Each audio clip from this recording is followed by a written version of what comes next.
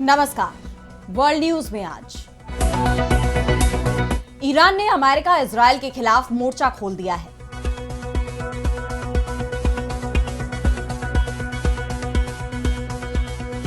Iran और Israel के बीच कभी भी जंग दोबारा शुरू हो सकती है, इस बात की आशंका तो पहले से ही जताई जा रही है।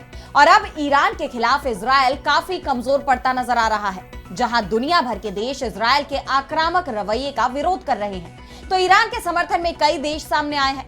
और अब ईरान ने इजरायल को एक और झटका देने की तैयारी कर ली है। मुस्लिम देशों को इजरायल के खिलाफ एकजुट होने की अपील की है। तो इजरायल के खिलाफ एकजुट होंगे मुस्लिम देश, इस पर हम करेंगे विस्तार से चर्चा। लेकिन आइए जरा उन खबरों को भी देख लें जिन पर आगे होगी बात। रूस यूक्रेन में जंग तेज। रूस ने यूक्रेन पर किया सबसे बड़ा हवाई हमला। जंग खत्म करने के लिए रूस पर सेकेंडरी सैंक्शन लगाने की तैयारी में अमेरिकी राष्ट्रपति ट्रंप। अमेरिकी राष्ट्रपति ट्रंप की लास्ट वार्निंग पर हमास ने दिया जवाब। सशर्त बातचीत को दी मंजूरी। क्या गजा में हो जाएगा युद्ध विराम? जापान की सियासत में मची उथल पुथल। पीएम शिगेरू इशिबा को क्यों देना पड़ा इस्तीफा? कौन होगा जापान का अगला प्रधानमंत्री? और चलते चलते में देखेंगे कैसे बिना पानी और साबुन के कपड़े हो सकते हैं साफ। चीनी वैज्ञानिकों ने किया कमाल। इन सभी खबरों पर हम विस्तार से करेंगे बात, लेकिन पहले एक नजर हेडलाइंस पर। बलूचिस्तान में पाकिस्तानी आर्मी के काफिले पर बीएलए का भीषण हमला। ब्लास्ट कर गाड़ी को उड़ाया, 10 फौजियों की मौत। नेपाल में फेसबुक, एक्स, यूट्यूब पर बैन के खिलाफ मचा बवाल। संसद में घुसे जेनजी प्रदर्शनकारी। पुलिस फायरिंग में कई घायल। पूर्वी तट पर वायु और नौसैनिक ठिकानों को मजबूत कर रहा चीन। सैटेलाइट तस्वीरों में बड़ा खुलासा। क्या ताइवान पर हमले की तैयारी में है राष्ट्रपति जिनपिंग? ब्राजील ने बुलाई ब्रिक्स की बड़ी बैठक। चीनी राष्ट्रपति जिनपिंग, रूसी राष्ट्रपति पुतिन होंगे शामिल। ट्रंप के टैरिफ के खिलाफ किया जा सकता है बड़ा ऐलान। तो इजरायल अब पूरी तरह से अलग थलग पड़ता दिखाई दे रहा है। ईरान, लेबनान, यमन, सीरिया, फलस्तीन सभी के खिलाफ मोर्चा खोले बैठे इजरायल को अब लगातार झटके लग रहे हैं। मुस्लिम देश इजरायल के खिलाफ एकजुट हो रहे हैं। पहले यूएई की तरफ से इजरायल को वार्निंग दी गई कि वो वेस्ट बैंक से दूर रहे। फिर सऊदी अरब ने इजरायल पर तीखा हमला किया। तुर्की को लेकर तो यहां तक कहा जा रहा है कि कभी भी उसका इजरायल से सैन्य संघर्ष शुरू हो सकता है। तुर्की इसकी तैयारी में जुटा हुआ है। तो ईरान ने भी इजरायल पर दबाव बनाना तेज कर दिया है। ईरान और इजरायल के बीच करीब 3 महीने पहले जंग भी हो चुकी है। यह जंग 12 दिन चली थी, लेकिन इस जंग के बाद इजरायल मुश्किलों में घिरता दिख रहा है। दुनिया के अधिकांश देशों ने इजरायल से संबंध या तो तोड़ लिए हैं या फिर इजरायल के विरोध में स्टैंड लिया है। और अब इजरायल की परेशानी को बढ़ाने की तैयारी ईरान के supreme leader ayatollah Ali Khamenei की तरफ से की जा रही है। खामेनेई ने कहा कि ज़ायोनी शासन अनेक अपराधों और हैरान कर देने वाली तबाही को बिना शर्म के अंजाम दे रहा है। भले ही ये अपराध अमेरिका जैसे ताकतवर देश के समर्थन से हो रहे हों, लेकिन इसका मुकाबला करने का रास्ता बंद नहीं हुआ है। इजरायल दुनिया में सबसे ज्यादा नफरत किए जाने वाला देश है। मुस्लिम दुनिया को एकजुट और मजबूत रुख अपनाना चाहिए और कूटनीतिक आर्थिक साधनों के जरिए इजरायल पर दबाव डालना चाहिए। व्यापार और राजनीतिक रिश्ते खत्म करना, फलस्तीनी मुद्दे का समर्थन करने और पीड़ितों के साथ एकजुटता दिखाने की जरूरी पहल है। चुप्पी या निष्क्रियता को साझेदारी माना जाएगा। खामेनेई का यह बयान रविवार को राष्ट्रपति और कैबिनेट के सदस्यों से मुलाकात के बाद सामने आया है। और इससे एक बात के संकेत साफ साफ मिल रहे हैं कि इजरायल के खिलाफ अब अरब देश एकजुट हो रहे हैं। वैसे इजरायल को यूरोप की तरफ से भी झटके मिल रहे हैं। फ्रांस, बेल्जियम सहित 1 दर्जन से भी ज्यादा देश इजरायल के खिलाफ सख्त रुख अपनाते दिखाई दे रहे हैं, जिसके बाद इजरायल की सुरक्षा पर सवाल खड़े होने लगे हैं, क्योंकि यूरोप की तरफ से इजरायल को युद्ध सामग्री देने पर रोक लगा दी गई है। और इसका असर दिखने भी लगा है जब यमन के हूतियों के हमले इजरायल रोक नहीं पा रहा। पिछले दिनों इजरायल ने यमन पर हमला किया था। इजरायली वायुसेना ने सना पर 28 अगस्त को हमला किया, जिसमें हूती सरकार के प्रधानमंत्री अहमद अल राहवी, उनकी कैबिनेट के 9 मंत्री और 2 सैन्य अधिकारी मारे गए थे।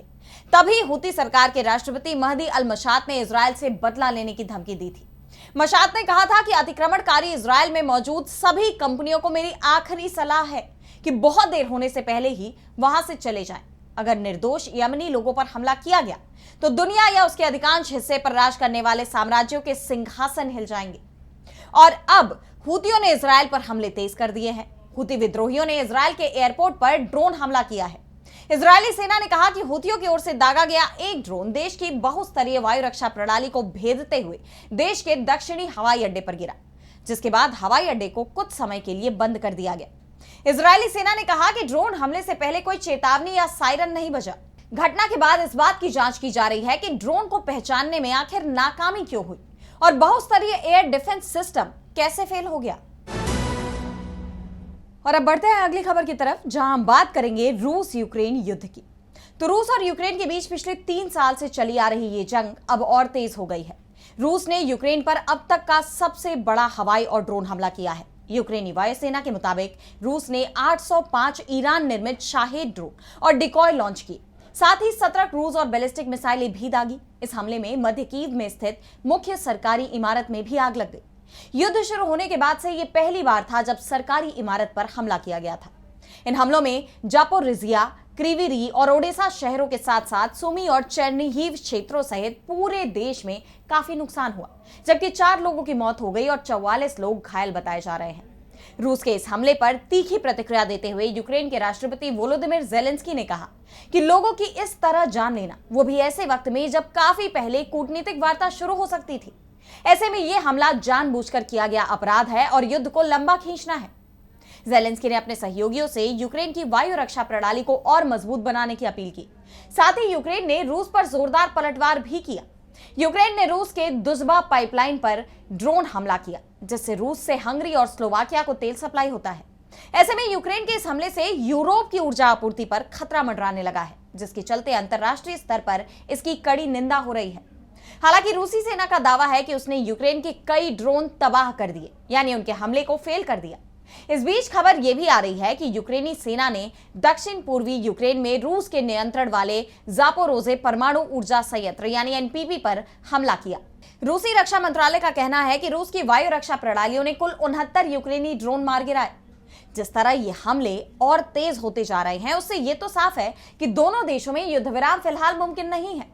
खुद अमेरिकी राष्ट्रपति डोनाल्ड ट्रंप भी ये कबूल कर रहे हैं। इस युद्ध को खत्म करवाने की अब तक की हर कोशिश नाकाम हो जाने के बाद अब ट्रंप ने रूस पर सेकेंडरी टैरिफ लगाने की धमकी दी है। उन्होंने कहा कि मैं यूक्रेन युद्ध को लेकर रूस पर सेकेंडरी सैंक्शन लगाने के लिए तैयार हूं। ये प्रतिबंध तब तक लागू रह सकते हैं जब तक रूस और यूक्रेन के बीच युद्ध विराम और शांति समझौता नहीं हो जाता। यूरोपीय नेता यूक्रेन में युद्ध समाप्त करने के तरीकों पर चर्चा करने के लिए अमेरिका का दौरा करेंगे। इसके बाद मैं जल्द ही रूसी राष्ट्रपति व्लादिमीर पुतिन से भी बात करूंगा। यानी ट्रंप रूस के खिलाफ एक्शन लेने की तो बात कह ही रहे हैं, लेकिन उन्हें भी ये पता है कि रूस आसानी से दबाव में नहीं आएगा। ऐसे में उन्होंने पुतिन से वार्ता के भी संकेत दिए हैं। लेकिन सवाल यह है कि क्या अब उनका यह कदम सफल होगा, ये देखना होगा। और अब अगली खबर में बात करेंगे गजा की। तो गजा में युद्ध विराम को लेकर उम्मीद की किरण नजर आ रही है। हमास ने युद्ध विराम के लिए अमेरिका की शर्तों को मंजूरी दे दी है। हमास इजरायल के साथ बातचीत की मेज पर आने के लिए तैयार है। इसके लिए हमास की तरफ से बयान जारी कर कहा गया कि हम युद्ध खत्म करने की स्पष्ट घोषणा, गजा पट्टी से पूरी तरह से सैनिकों की वापसी और गजा पट्टी को चलाने के लिए स्वतंत्र फलस्तीनियों की एक समिति के गठन के बदले सभी कैदियों की रिहाई पर बातचीत के लिए तुरंत बातचीत की मेज पर बैठने को तैयार है। हमास ऐसे किसी भी कदम का स्वागत करता है जो हमारे लोगों के खिलाफ आक्रामकता को रोकने की कोशिशों में मदद करे। यानी हमास युद्ध विराम के लिए बातचीत पर तो सहमति जता ही रहा है, लेकिन साथ ही अपनी शर्तों का भी जिक्र कर दिया। उनका यह बयान ऐसे वक्त में आया है जब अमेरिकी राष्ट्रपति डोनाल्ड ट्रंप ने बीते दिन ही उन्हें लास्ट वार्निंग दी है। उन्होंने अपनी सोशल मीडिया पोस्ट में कहा कि सभी लोग चाहते हैं कि बंधक वापस घर लौटे, सभी चाहते हैं कि यह जंग खत्म हो। इजरायलियों ने मेरी शर्तें मान ली हैं, अब समय आ गया है कि हमास भी इसे मान ले। मैंने हमास को आगाह किया है कि इस ऑफर को न मानने के क्या नतीजे हो सकते हैं। यह मेरी अंतिम चेतावनी है, इसके बाद फिर कोई चेतावनी नहीं होगी। यानी ट्रंप ने साफ कह दिया कि अगर हमास इजरायली बंधकों को छोड़ने के लिए राजी नहीं होता है तो उनके लिए हालात और भी ज्यादा खराब होंगे, जिसके बाद हमास ने भी बातचीत को मंजूरी दे दी। लेकिन क्या यह वार्ता सफल होगी, इसे लेकर सवाल उठ रहे हैं, क्योंकि 7 अक्टूबर 2023 से ही शुरू हुई ये जंग अब भयानक मोड़ पर आ गई है। गजा पट्टी पूरी तरह तबाह हो गई है। इजरायली हमलों में अब तक 65,000 से ज्यादा गजा के निवासियों की मौत हो चुकी है और हर बीतते दिन के साथ इजरायल का रुख और आक्रामक होता जा रहा है। ऐसे में इस क्षेत्र में युद्ध विराम की मांग जोर पकड़ रही है। और अब अगली खबर में बात जापान की। तो जापान की राजनीति में बड़ी उथल पुथल देखने को मिल रही है। जापान के प्रधानमंत्री शिगेरू इशिबा ने इस्तीफा दे दिया है। इशिबा ने नवंबर 2024 में जापान के प्रधानमंत्री के तौर पर शपथ ली थी और महज 10 महीने बाद ही उन्हें पद से इस्तीफा देना पड़ा है, जिसके बाद सवाल ये उठ रहे हैं कि आखिर शिगेरू इशिबा ने इस्तीफा क्यों दिया, इसके पीछे की असली वजह क्या है। और अब शिगेरू इशिबा ने इस्तीफे की वजह का खुलासा कर दिया है। उन्होंने कहा कि वो अपनी पार्टी के दबाव में आकर अपने पद से इस्तीफा दे रहे हैं। उन पर लगातार चुनावों में हार की जिम्मेदारी लेने का दबाव बढ़ रहा था।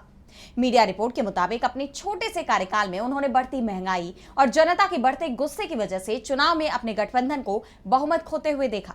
इसके अलावा आपको याद होगा कि हाल ही में उच्च सदन के चुनाव हुए थे, जिसमें हुई हार के बाद पार्टी में उनके इस्तीफे की मांग शुरू हो गई थी, लेकिन उन्होंने इस्तीफा नहीं दिया, जिससे पार्टी में अंदरूनी कलह भी सामने आई।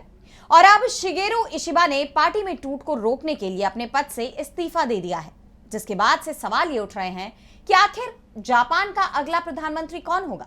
इशिबा के इस्तीफे के बाद उनकी पार्टी लिबरल डेमोक्रेटिक पार्टी यानी एलडीपी में नए नेता के लिए मुकाबला शुरू होगा, जिसे प्रधानमंत्री बनने के लिए संसद में वोटिंग से चुना जाएगा। और अब जापान के अगले प्रधानमंत्री की बनने की रेस में जिनका नाम सामने आ रहा है, उनमें सोने ताकाइची, जिनकी उम्र 64 साल है, 44 साल के शिंजिरो कोइजुमी, 64 साल के योशिमासा हयाशी, 68 साल के विपक्षी नेता योशिहिको नोडा, इसके अलावा युइचिरो तमाकी, जिनकी उम्र 56 साल है और ये खुद भी विपक्ष के नेता हैं, इनका नाम शामिल है। ऐसे में अब देखना होगा कि आखिर इनमें बाजी कौन मारता है और जापान की सत्ता किसके हाथ जाती है। और अब चलते चलते हम बात करेंगे कैसे बिना और साबुन के कपड़े हो सकते हैं साफ। अगर आप ऐसी किसी जगह हो जहां ना तो पानी उपलब्ध हो और ना ही साबुन, तो कपड़े साफ कैसे पहनने को मिलेंगे, और वो भी तब जब आपके पास ज्यादा कपड़े भी नहीं हो। धरती पर तो इस तरह की समस्या का सामना नहीं करना पड़ता, कम से कम पानी तो उपलब्ध हो ही जाता है, लेकिन स्पेस में वहां ना तो पानी होता है और ना ही साबुन, जिसके चलते स्पेस में जाने वाले अंतरिक्ष यात्रियों को अपने कपड़े साफ करना बड़ी चुनौती बन जाता है। उन्हें गंदे कपड़े पहनने की आदत डालनी पड़ती है, क्योंकि साबुन और पानी के बिना वो अपने कपड़े स्पेस में धो नहीं सकते। लेकिन अब इस समस्या का समाधान होने वाला है। चीन के वैज्ञानिकों ने अब इस समस्या का समाधान ढूंढने का ऐलान किया है। उन्होंने कहा है कि कपड़े साफ करने के लिए एक छोटी डिटर्जेंट मुक्त वॉशिंग मशीन का इस्तेमाल किया जाएगा। यह वॉशिंग मशीन पानी का इस्तेमाल किए बिना ही धुंध और ओजोन से कपड़े साफ करती है। चीन अंतरिक्ष यात्री अनुसंधान और प्रशिक्षण केंद्र यानी CARTC का दावा है कि यह वॉशिंग मशीन एक क्यूब के आकार की है, जो एक कैरी ऑन सूटकेस से थोड़ा ही बड़ा है। इसका वजन करीब 12 किलोग्राम है। यह मशीन 800 ग्राम यानी 28 ऑन्स तक कपड़े साफ करने के लिए हर एक साइकिल यानी चक्र में केवल 400 मिलीलीटर पानी का इस्तेमाल करता है। यह पानी द्रव के रूप में नहीं होगा। डिटर्जेंट की जगह यह मशीन ओजोन उत्पन्न करने के लिए अल्ट्रा वायलेट लाइट का इस्तेमाल करती है, जो एक शक्तिशाली कीटाणु नाशक है, जो कपड़ों को 5 बार तक पहनने पर भी उन्हें कीटाणुओं से दूर रखता है। यानी अब स्पेस में अंतरिक्ष यात्रियों को गंदे कपड़े नहीं पहनने होंगे। फिलहाल आज इस वर्ल्ड बुलेटिन में इतना ही। देश दुनिया की तमाम बड़ी खबरों के लिए बने रेडी बी लाइव के साथ और मुझे दीजिए इजाजत। नमस्कार।